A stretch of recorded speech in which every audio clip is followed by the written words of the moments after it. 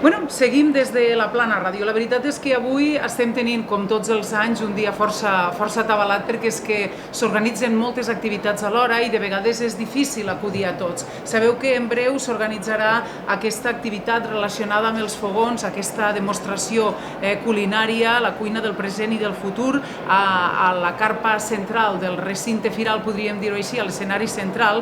I ara a una de les carpes annexes s'ha portat a terme una xerrada interessantíssima organitzada per l'Escola Agrària d'Amposta, concretament una jornada tècnica per parlar del carboni, el carboni per la millora de la capacitat de retenció d'aigua al sòl de l'olivera. Ha anat a càrrec de Josep Ramon Sainz de la Massa, ell és enginyer agrònom de GEA Orgànica. Benvingut i gràcies per acompanyar-nos. Hola, bona tarda.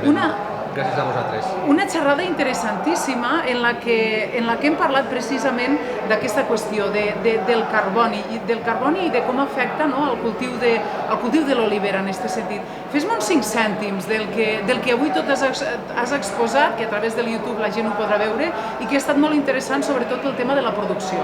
Sí, bé, un dels grans hàndicaps que tenim ara actualment és aquest canvi climàtic, que aquest canvi climàtic ens representa una pèrdua de la regularitat climàtica, aquella regularitat que abans coneixíem, que ploia de forma una mica més regular, una mica més uniforme, en unes èpoques determinades. Ara ja tot està com a molt desgavellat. La temperatura està pujant moltíssim, llavors el que hem de fer és que, sobretot a nivell d'aigua, i és un dels grans limitants que tenim actualment per a la producció de l'olivera, és intentar afavorir la capacitat de retenció d'aigua en els sols. I aquest és una mica el punt central a través del qual intentem relacionar el carboni amb la capacitat de retenció d'aigua al sòl. Perquè per poder augmentar la capacitat de retenció d'aigua al sòl hem d'intentar fer que el nostre sòl sigui com una esponja, sigui porós, tingui una part de sòlid i una part d'espai buit en el qual tingui molta capacitat de retenció, i per poder aconseguir això cada cop hem d'intentar tendir a tindre els sòls coberts, els coberts amb plantes. No ens serveix tindre els sòls totalment descoberts, perquè quan tenim els sòls totalment descoberts el que està provocant és una pèrdua de sòl, un arrossegament de sòl, i aquesta aigua no s'infiltra, no s'acumula, i quan realment la necessitem no la tenim disponible. Estàs parlant de que, per exemple, seria bo deixar la herba que ara tothom treu de les plantacions, és a dir, no matar l'herba i deixar-la créixer? És vital que tinguem els sòls coberts. Aquesta herba el que està fent és alimentant el sòl i està arreglant el sòl.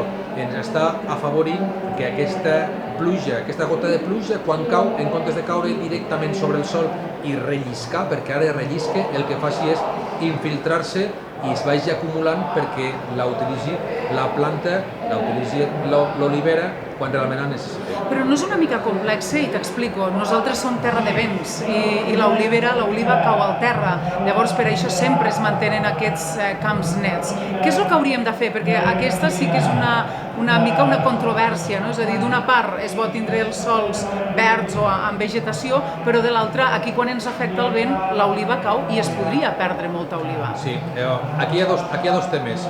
Un tema és jo hauria d'intentar collir l'oliva una mica més verda, hauria d'intentar collir-la de l'arbre i almenys tindria una qualitat d'oli més alta que podria vendre i podria valoritzar molt més. I per una altra banda, si el meu factor limitant més important és l'aigua, i aquest any ho hem vist, per què? Perquè estem amb un 20, 25, 30% de la producció potencial d'aquesta olivera, i per culpa de l'aigua som només al 20-25%, la resta d'aquest 75%, si jo tingués una millor capacitat de retenció d'aigua, igual podria produir una miqueta més, i encara que a mi se'm caigui a terra el 10 o el 15%, continuo guanyant encara quilos. Clar, aquí estaríem moltes hores parlant perquè això també es mereix molta... És a dir, jo estava pensant que a Grècia, per exemple, també utilitzen aquest sistema. No sé si allí possiblement no fa tant de vent com aquí, però utilitzen molt el sistema amb borrasses, no? O de collir aquest tipus d'oliva. Això ja requeriria tot un canvi. Has parlat de les 3 M's i a mi m'agradaria que també ho expliquessis, no? La importància d'això. Es parla de les 3 M's perquè són les 3 components principals que hauria de tindre un sòl fèrtil. Un sòl fèrtil què vol dir? És un sòl que és capaç de donar-li a la planta el que necessita quan ho necessita. I aquestes 3 M's són la matèria orgànica, els minerals i la microbiologia. Necessito que existeixi aquestes 3 M's perquè la planta pugui menjar el que vulgui sempre que vulgui.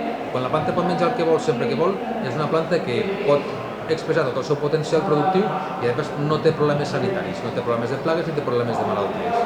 De fet, tenir el sòl ple de vegetació també contribuiria, per exemple, al tema de, ara han patit molt aquests aiguats, no? Aquesta aigua que arriba, això també funciona com a retent d'aigua, no? Sí, evidentment.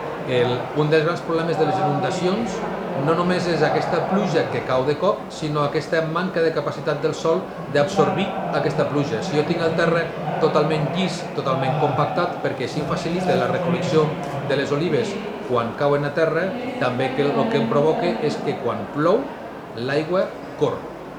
I llavors s'acumula i llavors és quan se produeixen les inundacions als pobles. José Ramon, has fet una xerrada molt interessant. Nosaltres avui per temes d'agenda hem de seguir amb la programació, però t'emplaço, et convido un dia d'aquests a venir a la Plana Ràdio per a poder ampliar molt més aquesta informació que avui ens has donat i que és molt important també per als nostres pagesos i també per al futur, sobretot amb el tema del canvi climàtic que estem vivint i estem patint. Moltes gràcies. Molt bé, moltes gràcies a vosaltres.